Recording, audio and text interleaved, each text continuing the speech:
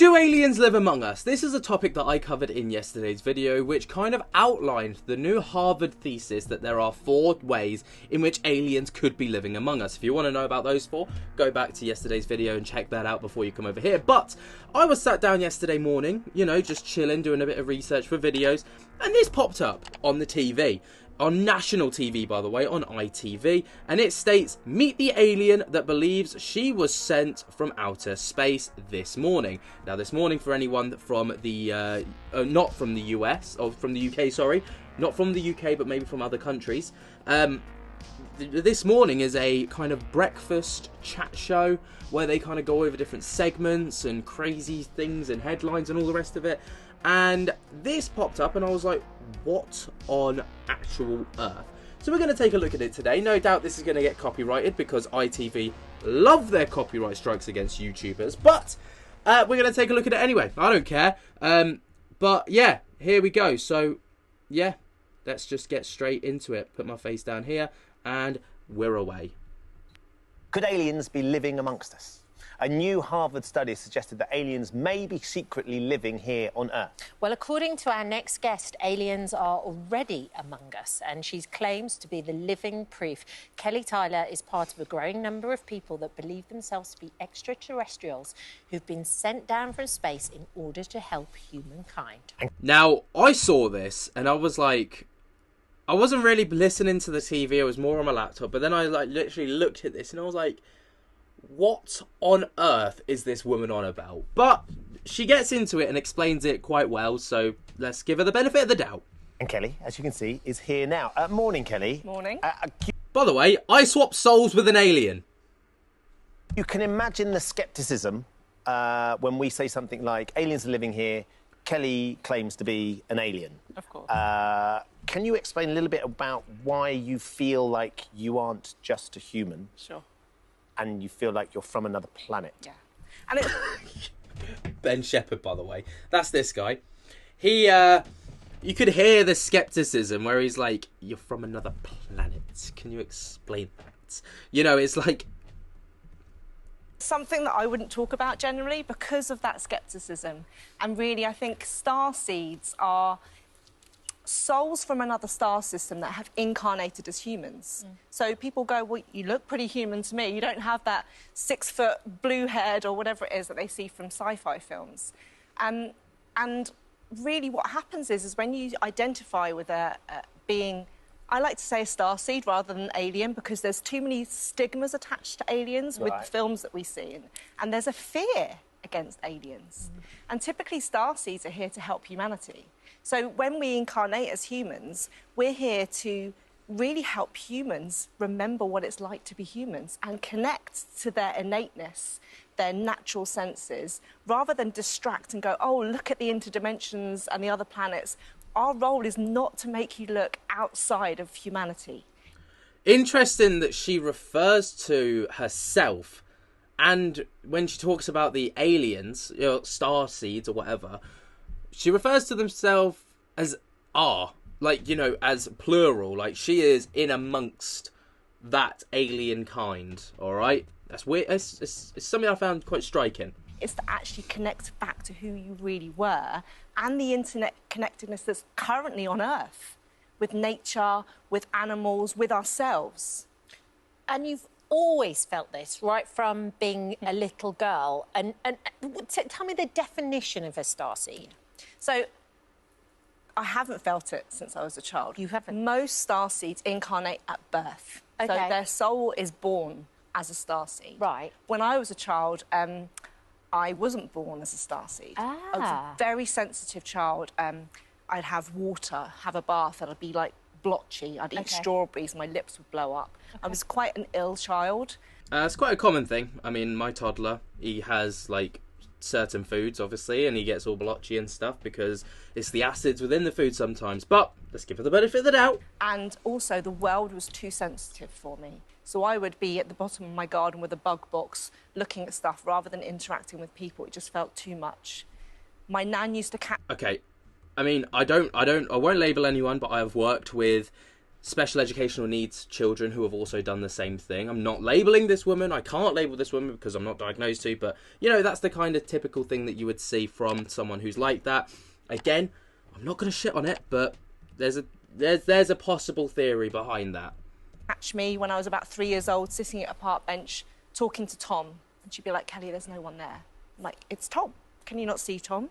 So this hypersensitivity was always there as a child. And Kelly, yeah, I was just about to say, what did you see when you were talking to Tom? Tom was just somebody who was here before. He's passed over now. But what could you actually see? He looked like a real person. I would feel like I could touch him. And he just felt really normal to me. So when somebody else couldn't see him, I'd be like, Nan, can you not see Tom? And she'd be like, there's no one there. Okay. So I developed a relationship or have contact with this being from the age of 7 at the bottom of my garden. He appeared as a light, then he started to show himself more. Right, I will say at this point, there are multiple reports of this actually happening to people. And I will say, you know, this is quite a common occurrence for people who state that they have interacted with such beings. So, you know, there could be some credibility. I'm like swaying 50-50 on this kind of story where it's like, you know, there's multiple different things that this could possibly be, but I don't like to jump straight on the agreeance side nor the disagreeance side. And we just used to have this really comforting telepathic relationship. I used to write about it, give the stories to my parents. My parents thought, what an active imagination this child has got, right? It's great for creative writing. Yeah, absolutely. But what happened is about a year later, I developed whooping cough, and I got really, really ill, like to the fact that I'd lost all my weight. The doctor said, she's not going to make it. And at that time, I will say this is very interesting. Myself and this being exchanged souls. So this is what's called a walk-in. A walk-in? That's what it classed as. So it's not a possession of somebody's taking over. It's a mutual agreement when we decided to exchange souls. So that's what happened. And so now I am a starseed, or a star being, but I wasn't born one like typically most people are. And you were how old when that happened, Kelly? That exchange happened when I was 8. 8 years old. So now, where did your soul go to? There. Where's there? Well, the being that I now know I had an exchange with is from Arcturus. Right. So that's a... Arcturus. Okay. It's one of the brightest stars. You can see it in the sky at the moment. So the 4th largest Yes. or something. Yeah. Okay. Wow. And so Kelly's soul went there. The soul that came in, did the soul that came in that walked in have a name? It's just... It's who I am. Who you are now. So it's really interesting that I look back at my life and it feels like I look at a photo album of myself. I remember my 6th birthday and things, but I don't have an emotional connection of being there. It's like looking at my life in photos. So I don't have any emotional memory of being pre-8 years old. And my personality and my physicality changed. Can I ask... I wonder if she has any recollection from this other being's life. You know, like the soul came in and she got like this, you know, like the recollections of that being from pre-8 years. I don't know how this works. It's a bit of a minefield, but...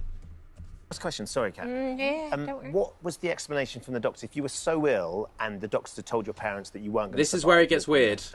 What was the explanation? Miracle. So they couldn't actually justify what happened. You just miraculously started getting better. They said I went back to school. I had to catch up on school because I was out for about 6 months. But I lost my allergies, I didn't have kidney failure, and also my intellect changed. Now, this is something I have heard before from, I can't remember who it was, but there was someone who said that they had an interaction with a being and they were able to just do quantum physics. Never studied it, never had an interest in it, never was able to do it. Then they had an interaction with a being and then suddenly quantum physics came easy. They just understood it. Like they could look at a puzzle, mentally, arithmetically solve it. Just like that. Which is, I would love that. Now, I wouldn't say that my parents would ever have said I was stupid when I was younger, but I went from actually being not that clever to being able to do stuff. I ended up passing an entrance exam for private school and they just thought I had no chance of getting in. And so my social skills improved. I became less shy and introverted. Lots of significant changes happened and nobody could really understand why. So what is the purpose of this? Is there essentially a higher purpose? Is there a plan? Why is it happening? I think we're at a real polycrisis as humanity. Financial, educational, climate, everything's coming. For sure. We're at this tipping point where humanity needs support. Now, this again is something that a lot of people have speculated, obviously, with the whole nuclear disarming issues that we've had with supposed UFOs and extraterrestrials disabling nuclear warheads and stuff like this. It's apparently like, you know, playing God almost.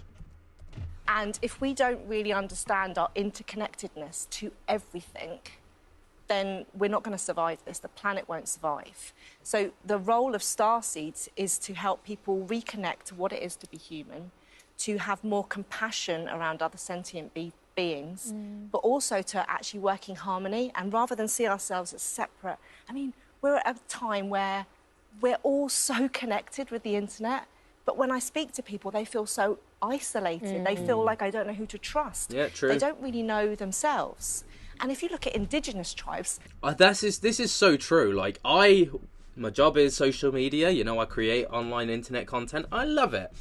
But for all I connect with thousands of people daily, you know, literally thousands of people watch my videos and stuff, and it's a fantastic. But you are so isolated. I just sit up in this room, create content, go downstairs, and yes, I'm with my family, but I don't go out. I don't socialise that much. You know, I don't really get the time to. I've got a toddler. I've just got a puppy, and I create content and stuff. So, yes, I connect with thousands of people, and I love communicating with people in the comments section. It's brilliant, but you know, I've never felt more isolated than I was when I was a PE teacher, for example, and I was going out, mingling with other teachers, you know, socialising with the children and stuff on the playground, and, you know, when I was running the sports clubs and stuff, it was, you know, it was very, I don't know how to describe it, but it's so true. They don't have this understanding of what's nature and what's them. We are one. And so it's just helping people to raise their ability to connect with themselves and raise the frequency of the planet. Now, the planet actually has a resonance.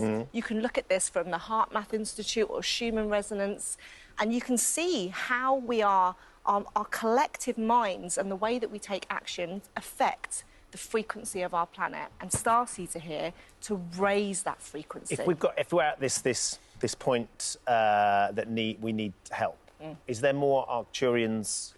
I think they're Arcturians, the people from Arcturus. Are they coming over? Is there more walk-ins? Are they coming over to help in bigger numbers? Because I think you astral travel, don't you? You feel like you can go there and come back. Yeah. So you can see them? Yeah.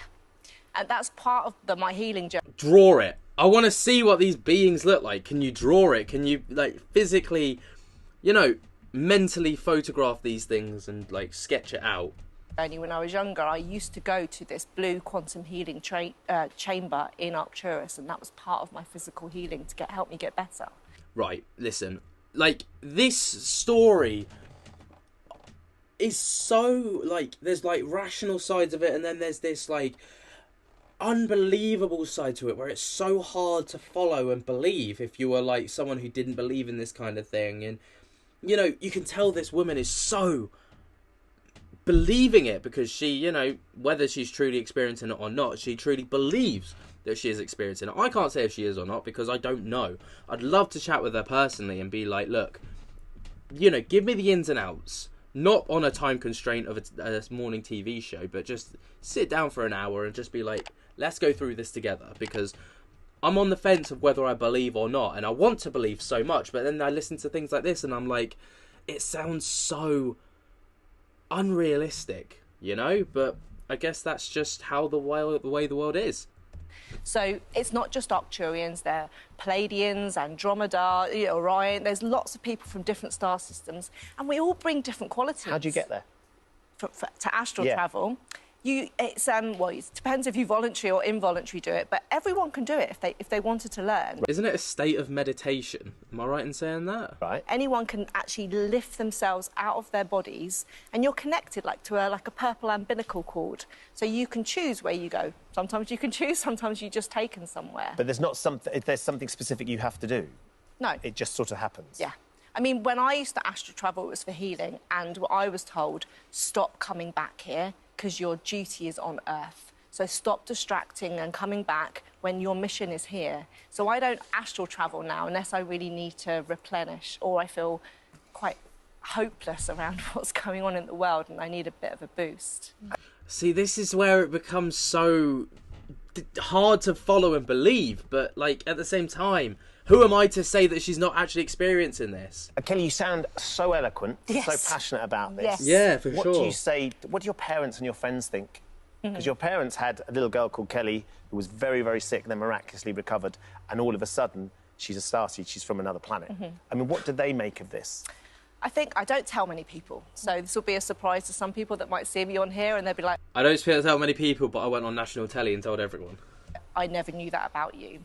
And I don't want to break anybody's free will. That's my whole purpose, is if you don't believe in this, my purpose is not to try and convince you. My purpose is to help you connect with yourself and humanity. But what people say about me is they often go, you've got really weird tendencies that I don't see in others. Like, before I met my husband, I was very transactional. I would work 20 hours a day, sleep 3 hours a night, probably eat once a day, go to the loo once a day. I have to remind myself to do physical human functions. And my ability to retain information and to really cut through people's stuff and see the essence of it, they appreciate that for me. So they come to me with that type of, oh, I've got this going on, could you strategically work it out for me? So they... Again, I'm not one to diagnose, but I have worked with kids with, you know, special educational needs and stuff and autism and things like this. And it is, like, people like that. I remember working with one child in particular who was so transactional. You know, everything was black and white. It was, like, straight down the middle. What they thought is what you got. You had to manually be reminding them to use the toilet, to eat, to, you know, look after themselves, to wash, all the rest of it. Or their parents did, at least. And, you know, it is very transactional. It is like what you see is what you get kind of thing. And I'm not saying that that's what's going on here, but at the same time, you know, there are traits of that I'm recognising just from that. So don't shoot the messenger, but if I didn't say it, I'd be remiss. appreciate some of the qualities, but they know that I'm a bit weird, and I'm okay with that. You're all right with that? But it's like a 50-50 on the poll, Yeah, isn't it? poll. Like 59%. Think for, have aliens visited Earth already? 59% say no, 41% say yes. It's very So close. it's not shifted a lot, but it'll be interesting to see, having our viewers listening to you, whether they feel like actually there is something in this. And my question would be differently about, do they believe in other beings rather than visited Earth? Because I don't believe there are many beings that have actually visited Earth. Right. So that's different. Starseeds incarnating as humans is a different concept for me than an extraterrestrial visiting Earth. I see. So the question is interesting how you posed it. But yeah, I think, you know, at the moment, we're currently operating on 47.5 on a heart frequency of where we are at the planet. And if we go over 50%, we'll see a big shift in consciousness on how we understand, and we're open to other possibilities, other beings, other dimensions. It's going to run and run this one, I think. Fascinating, Kelly. Absolutely. Thank you for coming in. Thank you, Kelly. and sharing It's your really story. interesting. Thank you. We'd love to know what our viewers think. Do get in touch and let us know what you believe about what Kelly has just been trying to explain, whether you believe it can be real, whether you're interested in finding out more, or what you think might be going on. Really incredible. Thank you. Again, I would love to speak to Kelly in person and be like, you know, like, just kind of tease a bit more information out about it, understand it a little bit better, because, of course, you know, there were a lot of questions that weren't asked that I would have loved to have been asked, especially, you know, around her childhood. And, you know, if anyone in the comment section or watching this right now has kind of a... maybe you're like a psychologist or something, maybe you could understand, maybe there's a bit of psychology behind this, maybe there's something that happened in a childhood, maybe like a childhood trauma, this could be a defense mechanism, you know, there are so many different facets to this, or it could just be true. Let me know what you guys think down in the comments below. While you're down there, be sure to jump scare the hell out of that like button, subscribe if you're new, tick on my little bell so you get notified whenever we upload to the channel, and until next time guys, I hope that you have enjoyed and I'll speak to you later. Peace.